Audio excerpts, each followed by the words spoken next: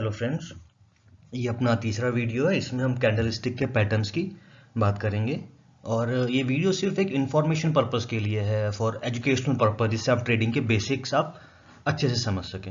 ठीक है, ये एक डिस्क्लेमर है। Information provided in video is for educational purpose only. Do your on research before any investing.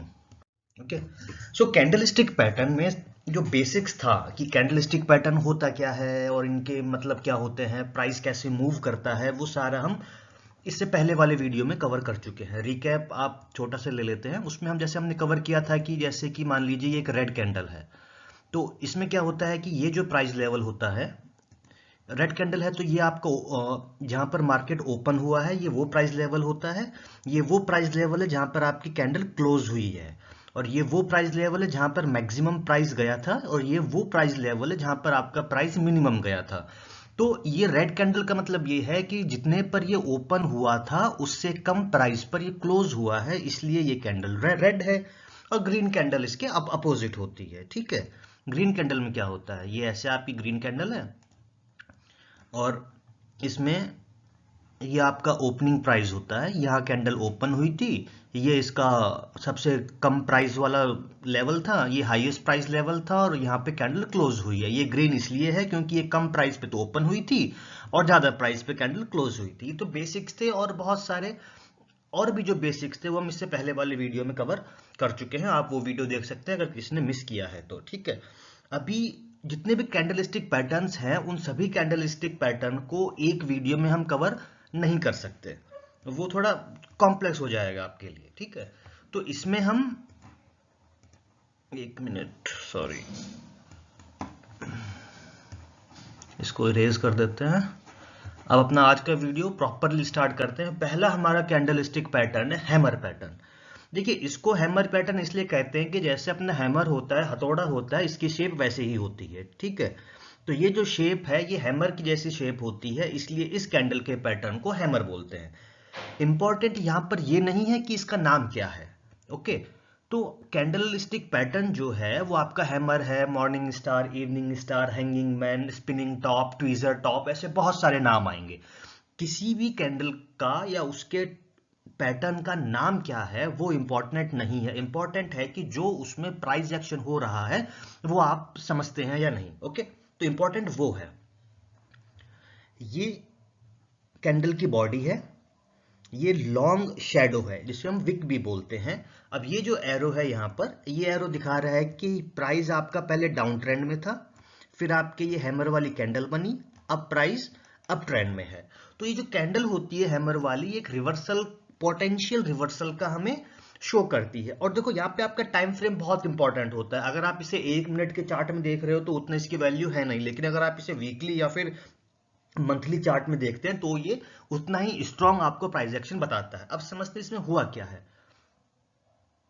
इससे पहले प्राइस आपका डाउन ट्रेंड में था लगातार। यहां क्या हुआ, सेलर्स ने या फिर जिन्होंने शॉर्ट कर रहे थे उन्होंने प्राइस को नीचे पुश करने की कोशिश की, लेकिन बायर्स बीच में आ गए और बायर्स ने प्राइस को ऊपर की तरफ पुश कर दिया।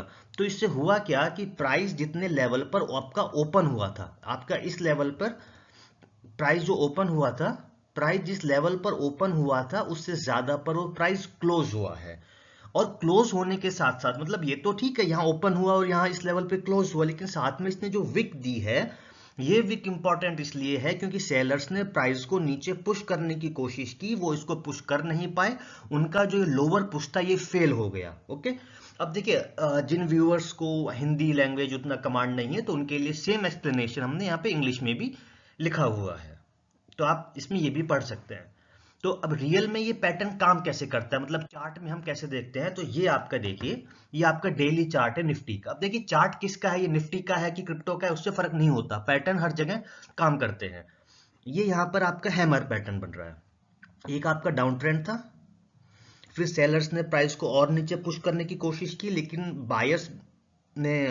बायर्स आए और उन्होंने प्राइस को ऊपर ऊपर की तरफ पुश किया, और कैंडल लास्ट में एज ए हैमर, ये as a hammer bullish candle ये क्लोज हो जाती है। तो ये हमें दिखाता है कि पोटेंशियल रिवर्सल हो सकता है। कोई 100% श्योरिटी नहीं होती है कि अगर हैमर कैंडल बन गई है तो प्राइस अब यहां से ऊपर ही जाएगा, ऐसा नहीं होता है।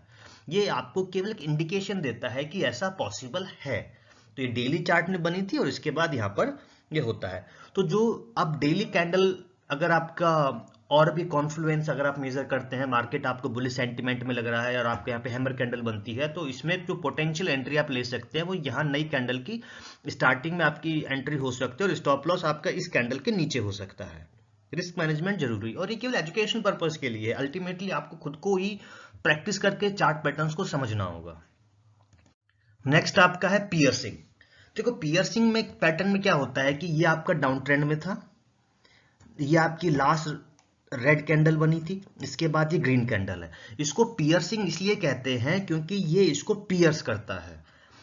और पियर्सिंग जो होती है, जो आपकी देखो इसमें इंपॉर्टेंट ये है 50% का लेवल, जो यहाँ पर आपके रेड कैंडल थी, जो ये आपकी रेड कैंडल थी, इस रेड कैंडल के बाद जो ग्रीन कैंडल है, इसकी जो लेंथ है, मतलब जो लेंथ है वो इसके 50% से ज्यादा है, तो मतलब ये आपका पियर्सिंग पैटर्न होता है।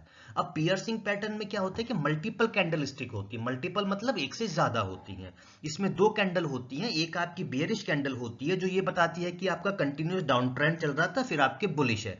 यहाँ पे आप दो चीज इंपॉर्टेंट है वो आप देखिए कि इसका जो प्राइस है वो इसके लेवल से नीचे गया था, लेकिन वो वहां तक प्राइस रुका नहीं, बायर्स बीच में आ गए और उन्होंने प्राइस को ऊपर की तरफ पुश किया और जो प्राइस ने इसका जो 50% है उसको ब्रेक किया, पियर्स किया, तो इसको पियर्सिंग पैटर्न कहते हैं। और ये पैटर्न आपका एक बुलिश पैटर्न होता है। और अगर आप बड़े टाइम फ्रेम पर देखेंगे तो इसमें ज्यादा आपका कंफर्मेशन होती है। तो ये हमारा पियर्सिंग पैटर्न है। ये आपका डाउन ट्रेंड में प्राइस आ रहा था, ओके। इसके बाद क्या होता है कि प्राइस को नीचे पुश किया इन्होंने, सेलर्स ने, फिर आपके बायर्स बीच में आ गए और इन्होंने ये प्राइस को यहां तक, यहाँ पे आपका प्राइस क्लोज हो जाता है और ये जो प्राइस क्लोजिंग है ये इस रेड कैंडल के 50% से ऊपर है। तो ये आपका पियर्सिंग पैटर्न हो जाता है जो बुलिश होता है। अब ऐसा नहीं है कि अगर ये पैटर्न बन गया है कहीं पे पियर्सिंग पैटर्न तो मार्केट आपका एकदम बुलिश हो जाएगा। बहुत सारे पैटर्न और मतलब बहुत सारे और कॉन्फ्लुएंस भी होते हैं। जैसे अगर मार्केट में मान लीजिए कोई नेगेटिव सेंटीमेंट है, तो नेगेटिव सेंटीमेंट है तो वो ज्यादा अफेक्ट करेंगे बजाय सिर्फ एक पैटर्न के। तो बहुत सारी चीजों को ध्यान में रखा जाता है और जिन भी कॉन्फ्लुएंस को, जिन जिन चीजों को हम ट्रेडिंग में फोकस करते हैं ट्रेड लेने से पहले, उनमें से एक आपका होता है चार्ट पैटर्न। सिर्फ चार्ट पैटर्न के बेस पे ट्रेडिंग नहीं हो सकती है। ये नेक्स्ट है आपका बुलिश एंगल्फिंग, ठीक है। अब इसमें दो इंपॉर्टेंट कीवर्ड है, एक आपका बुलिश है, दूसरा एंगल्फिंग है। एंगल्फिंग का मतलब होता है किसी को कंप्लीटली खत्म कर देना, मतलब खत्म कर देना एक रॉन्ग वर्ड है। एंगल्फ मतलब किसी को जब कंप्लीटली आप कवर कर लेते हैं, एंगल्फ हो जाता है, अपने अंदर कंप्लीटली समा लेना, वो एंगल्फ करना होता है। तो यहां पर ये आपकी एक बियरिश कैंडल थी। ये जो बियरिश कैंडल थी, इस बियरिश कैंडल के बाद एक आपकी बुलिश कैंडल बनी है और ध्यान से देखिए कि इस बुलिश कैंडल की जो लेंथ है वो इसकी लेंथ से ज्यादा है, इसलिए इसको एंगल्फिंग बोलते हैं। कि ये आपकी एक कैंडल थी, इस कैंडल की ये लेंथ थी और ये जो बुलिश कैंडल बनी है, मतलब ये बियरिश कैंडल ये थी, बियरिश कैंडल से ज्यादा साइज आपका बुलिश कैंडल का है, तो इसको एंगल्फिंग कहते हैं। इसने इस पूरे को एंगल्फ कर लिया है, पूरे को अपने अंदर समा लिया है। तो ये जो पैटर्न होता है वो एक स्ट्रॉन्ग बुलिश पैटर्न होता है। और अगर आप ये बड़े टाइम फ्रेम पे देखते हैं जैसे कि डेली, वीकली और मंथली, तो वहां पे ज्यादा इंपॉर्टेंट होता है। देखिए जो प्राइस एक्शन जो होता है वो आप 5 मिनट के चार्ट पे भी वही पैटर्न की मतलब होता है जो आपका डेली पे होता है। लेकिन प्रॉब्लम यहाँ पे, प्रॉब्लम नहीं, इंपॉर्टेंट बात यहाँ पर ये है कि अगर आप बड़े टाइम फ्रेम पे देखते हैं तो आपको मार्केट की डायरेक्शन का पता चलता है। क्योंकि अगर आप सिर्फ छोटे टाइम फ्रेम पे फोकस करेंगे तो हो सकता है कि प्राइस आपको ऐसे up down up down up down movement करता दिखे, आपको लगेगा कि प्राइस कहीं नहीं जा रहा। लेकिन अगर मान लीजिए ये आपका 5 मिनट का चार्ट था, तो इसे ही अगर आप डेली चार्ट में देखेंगे तो आपको ये ऐसे लगेगा अप ट्रेंड, ये आपको ग्रीन कैंडल रहेगी। ओके, ग्रीन कैंडल क्यों रहेगी? ये आपके प्राइस यहाँ ओपन हुआ था, यहाँ आपका प्राइस क्लोज हुआ है। ओके, तो प्राइस जितने पे ओपन हुआ था उससे ऊपर पे क्लोज हुआ है, तो उस दिन की आपकी जो कैंडल है वो कैंडल ऐसी रहेगी। ओके, वो कैंडल आपकी ऐसी रहेगी। लेकिन अगर आप 5 मिनट के चार्ट पे फोकस कर रहे हैं तो आपको लगेगा कि यार प्राइस तो बहुत रैंडम मूव हो रहा है। तो फोकस करिए एटलीस्ट आप 4 आवर की कैंडल पे। आप देखिए 5 मिनट 15 मिनट में बहुत अप एंड डाउन होते हैं। 5 मिनट और 15 मिनट की कैंडल आप उन मार्केट्स में यूज में ले सकते हैं जो कन्वेंशनल मार्केट है, स्टॉक्स वगैरह, जहाँ पे मूवमेंट कम आता है। लेकिन यहाँ पर मूवमेंट ज्यादा आता है और जब आप बड़े टाइम फ्रेम पर फोकस करते हैं तो आपको मार्केट का ट्रेंड पता चलता है, तो वो भी बहुत जरूरी है। तो ये देखिए ये एक आपका रिलायंस इंडस्ट्रीज का चार्ट है। देखिए चार्ट किसका भी हो उससे फर्क नहीं पड़ता, प्राइस एक्शन हर जगह काम करता है। ये एक आपका डाउन ट्रेंड था, एक मिनट, डाउन ट्रेंड को हम रेड से शो करते हैं। ये आपका डाउन ट्रेंड था, डाउन ट्रेंड के बाद यहाँ आपका ये अप ट्रेंड आया है, और यहाँ पर जो कैंडल बनी है ये बुलिश एंगल्फिंग पैटर्न है। ये देखिए यहाँ पे एक रेड कैंडल थी, इस रेड कैंडल को कंप्लीटली एंगल्फ कर लिया आपके बुलिश कैंडल ने। अब एंगल्फ करने के साथ साथ सिर्फ इसी के बेस पर ट्रेडिंग नहीं ली, हमने यहाँ पे आरएसआई को भी चेक किया। आरएसआई यहाँ पर ओवरसोल्ड जोन में था। ओवरसोल्ड मतलब 30 से कम होता है तो ओवरसोल्ड होता है, और आप देखिए सिर्फ ओवरसोल्ड होने से ही वो वहां पे, ऐसा नहीं है कि वो ओवरसोल्ड है तो आपका रिवर्सल हो जाएगा। अगर मार्केट बियरिश है तो आपका आरएसआई भी बहुत टाइम तक ओवरसोल्ड रीजन में रह सकता है ऊपर आने से पहले, ओके। और अगर मार्केट आपका एक्सट्रीमली बुलिश है तो आरएसआई आपका ओवरबॉट रीजन में रह सकता है बहुत टाइम तक। तो आप ऐसी कंसेप्ट डेवलप मत करना कि अगर यहाँ पे ओवरसोल्ड में आ गया है तो रिवर्सल होकर बुलिश हो गया, ओवरबॉट में आ गया तो नीचे जाएगा, नहीं। मार्केट अगर बुलिश है तो ये ओवरबॉट कंडीशन में बहुत टाइम तक रह सकता है, अगर बियरिश है तो ओवरसोल्ड रीजन में बहुत टाइम तक रह सकता है। तो यहाँ पर चार्ट पैटर्न के साथ साथ हमें और जो बेसिक कंसेप्ट है उनको भी मर्ज करना है, उनको भी यूज में लेना है, ठीक है। नेक्स्ट अपना पैटर्न है मॉर्निंग स्टार पैटर्न। देखो मॉर्निंग स्टार पैटर्न, आप इनके नाम याद रहे ना रहे उससे कोई फर्क नहीं पड़ता, आपको सिर्फ प्राइस एक्शन समझना है। इसमें दो बातें इंपॉर्टेंट हैं, एक तो ये कि इसमें आपके 3 कैंडल होती हैं वो एक पैटर्न बनाती हैं। जैसे आपका इसको मॉर्निंग, एक आपका पैटर्न इवनिंग स्टार भी होता है। इसको मॉर्निंग स्टार इसलिए कहते हैं क्योंकि ये आपका बॉटम पर बनता है, ठीक है। जैसे सुबह आपका मतलब जब सनराइज होता है तो सनराइज आपका पहले सनराइज होता है, फिर सन ऊपर की तरफ जाता है, फिर आपका जब सनसेट होता है तो सन ऊपर से नीचे जाता है, ओके। तो उसी ही चीज को ध्यान में रखते हुए ये इन्होंने बताया मॉर्निंग स्टार मतलब ये आपका नीचे से ऊपर की तरफ आपका पैटर्न को बताता है, इवनिंग स्टार जो होता है ऊपर से नीचे की तरफ आपके पैटर्न को बताता है। इसमें ये एक आपका डाउन ट्रेंड था, ये आपकी लास्ट ग्रीन कैंडल थी, उसके बाद एक डोजी कैंडल बनती है। ये जो कैंडल होती है इस तरह की कैंडल को डोजी कैंडल कहते हैं, जिसमें क्या होता है कि ऊपर भी विक होती है नीचे भी विक होती है और जो रियल बॉडी होती है वो बहुत छोटी होती है। ऐसी कैंडल को डोजी कैंडल कहते हैं, ठीक है। अगर इसमें ये ऊपर वाली विक नहीं होती या फिर ऊपर वाली विक बहुत छोटी होती तो ये आपकी कैंडल कौन सी हो जाती, हैमर, जो हम पढ़ चुके हैं। तो इसमें क्या होता है मॉर्निंग स्टार पैटर्न में प्राइस आपका ऐसे कंटिन्यूसली नीचे आ रहा था, एक आपकी ग्रीन कैंडल बनी डोजी कैंडल, फिर आपकी एक और ग्रीन कैंडल बनी। तो ये जो 3 कैंडल का पैटर्न है इसको मॉर्निंग स्टार पैटर्न कहते हैं। इसमें आपकी पहली बियरिश कैंडल होती है, फिर आपकी डोजी कैंडल बनती है, फिर आपकी एक बुलिश कैंडल बनती है। तो ये जो पैटर्न होता है मॉर्निंग स्टार पैटर्न होता है, और इसका जो सेंटीमेंट होता है वो बुलिश होता है। जैसा आप यहाँ पे ये देखिए, ये आपका डाउन ट्रेंड था, ठीक है। देखो यहाँ पे एक इवनिंग स्टार पैटर्न बन रहा है, वो हम बाद में पढ़ेंगे, अभी उस चीज पे आप ध्यान मत दीजिए इवनिंग स्टार पैटर्न पे, ठीक है। अभी हम मॉर्निंग स्टार पढ़ रहे हैं तो वो देखते हैं। ये आपका डाउन ट्रेंड में था, ओके। ये आपकी रेड कैंडल थी, रेड कैंडल के बाद एक डोजी कैंडल आई। डोजी कैंडल का मतलब ऊपर और नीचे विक है और जो कैंडल की जो मेन बॉडी है वो बहुत पतली है, तो वो डोजी कैंडल हो गई। उसके बाद आपकी ग्रीन कैंडल हो गई। तो इन तीनों का ये जो पैटर्न है, ये जो इन 3 कैंडल के ग्रुप का जो पैटर्न बना है इसको मॉर्निंग स्टार कहते हैं, जो बुलिश होता है। तो क्या सिर्फ इसके बेस पर हम बाय कर लेंगे, नहीं। हमने फिर चेक किया आरएसआई को, आरएसआई हमें मिला ओवर सोल्ड रीजन में, तो हमें चांसेस थे कि यहां से बुलिश हो सकता है। तो ये जो ट्रेंड होता है अगर आप हायर टाइम फ्रेम पे यूज में लेते हैं तो ही आपको ज्यादा अच्छी क्लियर पिक्चर मिलेगी। नहीं तो अगर आप मान लीजिए कि इसके पैटर्न के बाद आपने अगर यहां बाय किया तो आपको लगेगा कि ये प्राइस तो कंटिन्यूसली नीचे जा रहा है, बिकॉज मार्केट में कुछ भी हो सकता है ना। तो इसलिए आप बड़े टाइम फ्रेम पर आप फोकस करिए।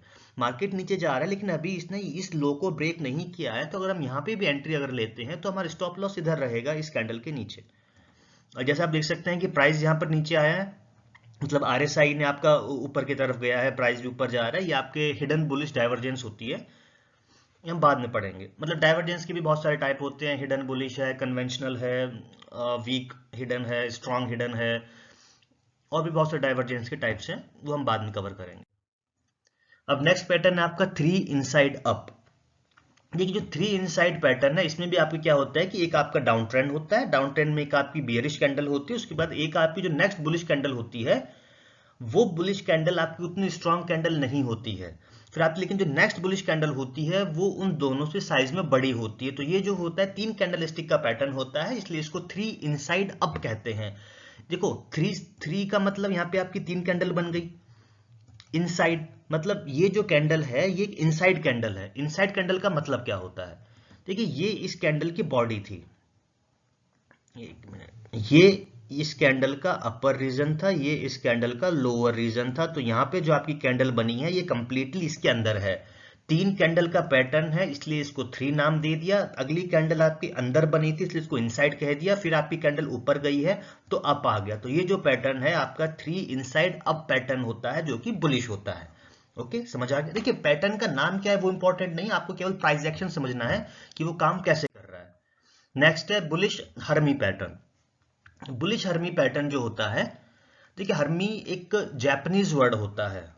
ओके, तो इसमें क्या होता है कि ये आपकी एक बियरिश कैंडल थी, ये आपका डाउन ट्रेंड था, ये आपकी एक बियरिश कैंडल थी, उसके बाद ये आपकी बुलिश कैंडल है।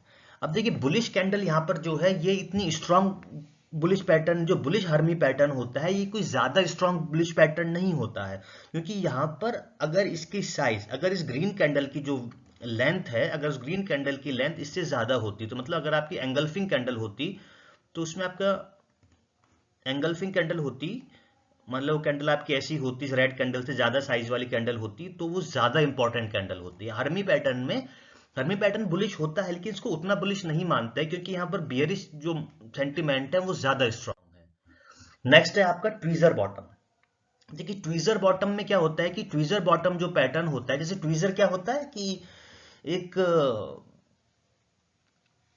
चिमटी होती है ना, आपका जो चिमटी सी होती है ना जिसमें आगे की जो दोनों लेंथ होती हैं, दोनों हिस्सों की लेंथ बराबर होती है, तो इसलिए इसको ट्वीजर बोलते हैं। इसकी शेप आगे से वैसी होती है, दोनों बराबर की होती हैं। और इसको बॉटम मतलब ये बॉटम पे बनती है इसलिए ट्वीजर बॉटम है। इसमें ये एक आपका डाउन ट्रेंड था, फिर आपका ये पैटर्न बना। इसमें पैटर्न में इंपॉर्टेंट है सेम लो, ये आपका डाउन ट्रेंड था, फिर एक ग्रीन कैंडल बनी, प्राइस को ऊपर की तरफ लेके गए लेकिन सेलर्स ने प्राइस को नीचे पुश कर दिया, लेकिन इस कैंडल को वो रेड की तरफ एंड नहीं कर पाए। और यहां पर क्या है कि इस विक के अंदर आपके बहुत सारी लिक्विडिटी है, तो इस लिक्विडिटी को ग्रैब करने के लिए प्राइस जो है ऊपर जाता है। तो इसमें क्या होता है, इंपॉर्टेंट ये है कि जो बॉटम मोस्ट कैंडल होती है वो आपके लगभग सेम लो बनाती है, और सेम लो बनाते हुए वो ग्रीन है। तो इसका मतलब ये हो जाता है कि प्राइस को सेलर ज्यादा नीचे पुश नहीं कर पाए, वो एग्जॉस्ट हो रहे हैं, तो यहां से पोटेंशियल रिवर्सल आपका हो सकता है। तो ये आपका ट्वीजर होता है।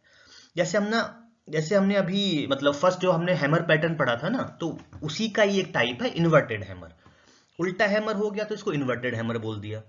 ओके, सेम कंसेप्ट है, प्राइस को नीचे पुश करने की कोशिश की थी, पुश नहीं कर पाए, यहाँ पे लिक्विडिटी है, उसको ग्रैब करने के लिए ये प्राइस ऊपर मूव करेगा, इसको इन्वर्टेड हैमर पैटर्न बोलते हैं। ओके, अब आ जाती है लिमिटेशंस। देखिए कैंडलस्टिक पैटर्न अभी और भी है, अभी कंप्लीट नहीं हुए हैं। ठीक है, यहाँ पे पर्सनल बाइस बहुत सारे हैं, कुछ कहते हैं कि 100 पैटर्न्स हैं, कुछ 110। आप अलग अलग रिसोर्सेज पे, अलग अलग बुक्स पे, अलग अलग साइट्स पे आप जाएंगे, Wikipedia, Investopedia, investing, Binance Academy, e learns, या फिर आप किसी भी प्लेटफॉर्म पे जाते हैं वहां पे आपको डिफरेंट टाइप के पैटर्न्स मिलेंगे।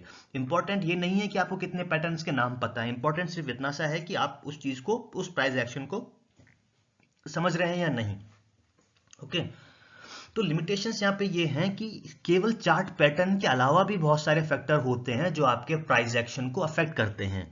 ओके, तो मान लीजिए कि आपका बुलिश एंगल्फिंग पैटर्न बन रहा है लेकिन मार्केट सेंटिमेंट नेगेटिव है, तो वैसी कंडीशन में केवल चार्ट पैटर्न के बेस पे हम ट्रेडिंग नहीं कर सकते। फिर आपका पर्सनल बायस भी आ जाता है।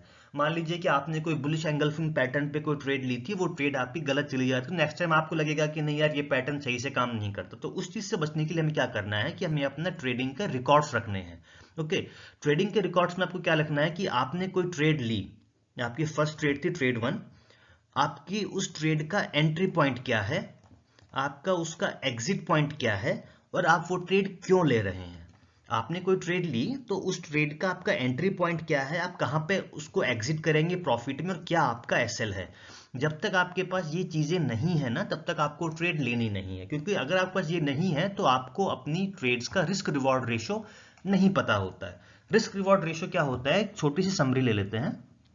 मान लीजिए कि अगर आपने कोई ट्रेड ली 100 पे, आपका एसएल है 95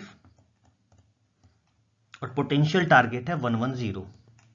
तो यहाँ पे क्या होता है कि अगर आपकी ट्रेड गलत जाती है तो आपको लॉस होता है 5 यूनिट का, लेकिन अगर आपकी ट्रेड सही जाती है तो आपको प्रॉफिट होगा 10 यूनिट का।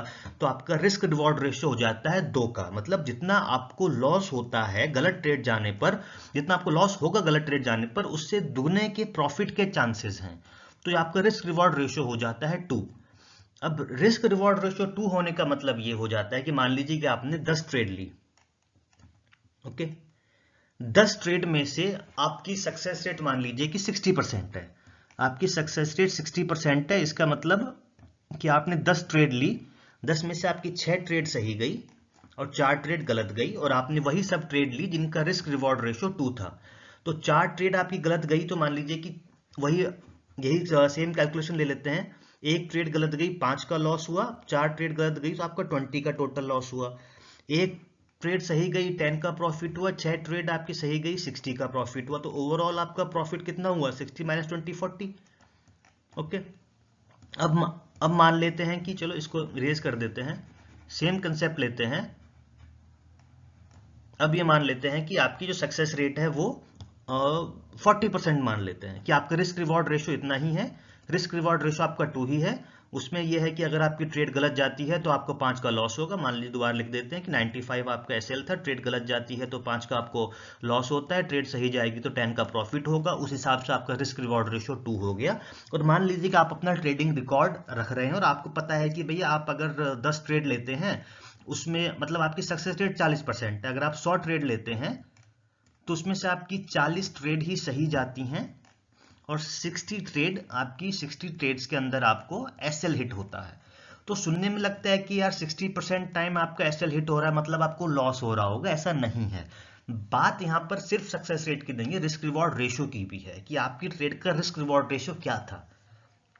अगर आपका परफॉर्मेंस 1:2, आपकी ट्रेड की जो परफॉर्मेंस है उनका रिस्क रिवॉर्ड रेशियो एवरेज 2 है, तो यहां पर क्या हो जाता है कि आपकी 6 ट्रेड गलत गई, एक पे ट्रेड मान लिया आपने टोटल 10 ट्रेड ली, 10 ट्रेड में से आपकी सक्सेस रेट आपकी 40% है। तो मतलब आपकी 4 ट्रेड हैं वो सही गई हैं और जो 6 ट्रेड हैं,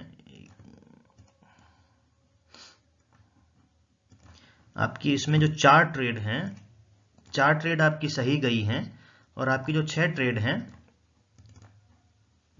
6 ट्रेड आपकी गलत गई हैं। 4 ट्रेड आपकी सही गई, 6 ट्रेड आपकी गलत गई। तो यहां पे क्या है कि आपको 6 ट्रेड में 5 का लॉस हुआ, हर एक में आपको 5 का ही लॉस हो रहा है, तो 6 ट्रेड में आपको 30 का लॉस हो गया, 30 यूनिट्स का। एक ट्रेड सही ट्रेड में आपको 10 का प्रॉफिट है, तो 4 सही ट्रेड में आपको 40 का प्रॉफिट हो गया। तो ओवरऑल आपका कितना हुआ, 40 माइनस 30 10 का प्रॉफिट हो गया।